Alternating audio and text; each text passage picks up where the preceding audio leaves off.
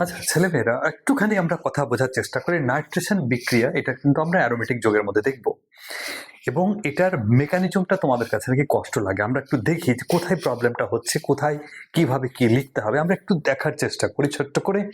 Nitration বিক্রিয়া মনে রাখবে, যেই নামে বিক্রিয়া সেই হবে ইলেকট্রোফাইল। বিক্রিয়াটা হচ্ছে ইলেকট্রোফিলিক প্রতিস্থাপন বিক্রিয়া, এবং আমরা দেখতে পাচ্ছি হাইড্রোজেনকে প্রতিস্থাপন করেছে NO2 নাইট্রিক অ্যাসিড এবং গাঢ় সালফ্রিক অ্যাসিড, দুটোই গাঢ়, তবে এটা 60 ডিগ্রি সেন্টিগ্রেড টেম্পারেচারে বিক্রিয়াটা ঘটে থাকে। এই স্টাইলে লিখেছি আমরা, কারণ হচ্ছে লিখলে পরে সুবিধা যে এই হাইড্রোজেন হাইড্রোক্সাইড আয়নটা এই হাইড্রোজেন আয়নকে নিয়ে চলে যাচ্ছে এবং পানি তৈরি করছে।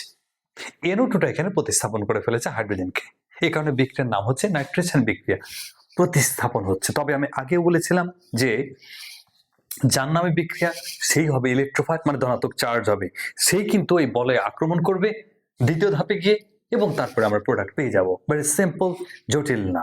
নাম্বার 1, এখানে আমরা যাদেরকে যোগ করব, অর্থাৎ এই গাঢ় নাইট্রিক অ্যাসিড গাঢ় সালফ্রিক অ্যাসিড, তাদেরকে আমরা প্রথম ধাপে লিখব।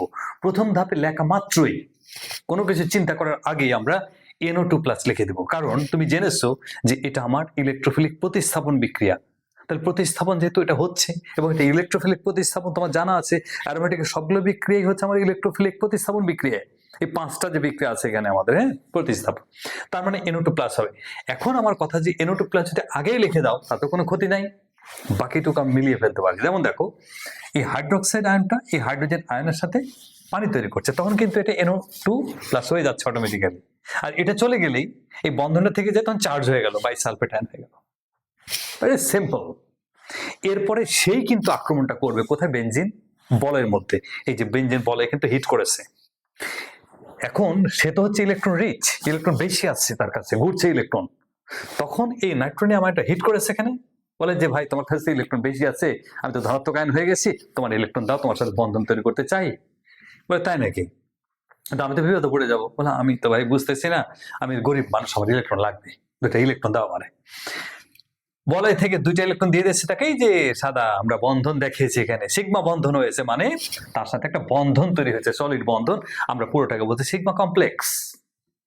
এবং মাঝখান থেকে 2টো ইলেকট্রন কমে গেছে, এটাকে আমরা বলে অ্যারেনিয়াম আয়ন বলতে পারি, কিংবা এটাকে আমরা বলতে ওয়েল্যান্ড ইন্টারমিডিয়েটও বলতে পারি, কারণ আমেরিকান কেমিস্ট এটা তৈরি করেছে, এটা চিন্তা করেছে, নাম দিয়েছেন। যাই হোক, সিগমা কমপ্লেক্স বলতে পারি। সিগমা বন্ধন তৈরি করার মাধ্যমে একটা কমপ্লেক্স পাচ্ছি আমরা, সহজ কথা।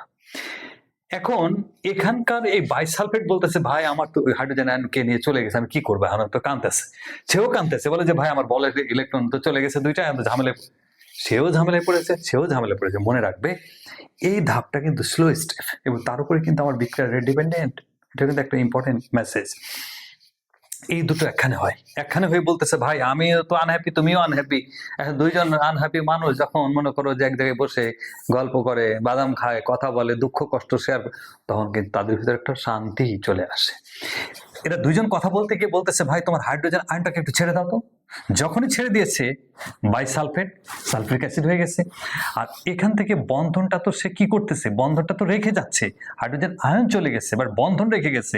বন্ধন রেখে যাওয়া মানে 2টা ইলেকট্রন আবার ভিতরে ঢুকে গেল, আবার গোল হয়ে গেছে, আগের মতো বেনজিন রিং তৈরি হয়ে গেছে, নাইট্রোবেনজিন। এভাবে আমরা পেয়ে যাই 3টা ধাপ। প্রথম ধাপে ইলেকট্রোফাইল তৈরি হচ্ছে, পরের ধাপে সিগমা কমপ্লেক্স তৈরি করছে, থার্ড স্টেপে গিয়ে হাইড্রোজেন আয়নের অপসারণ, এবং আমরা প্রোডাক্ট পেয়ে যাচ্ছি nitrobenzene. Thank you very much.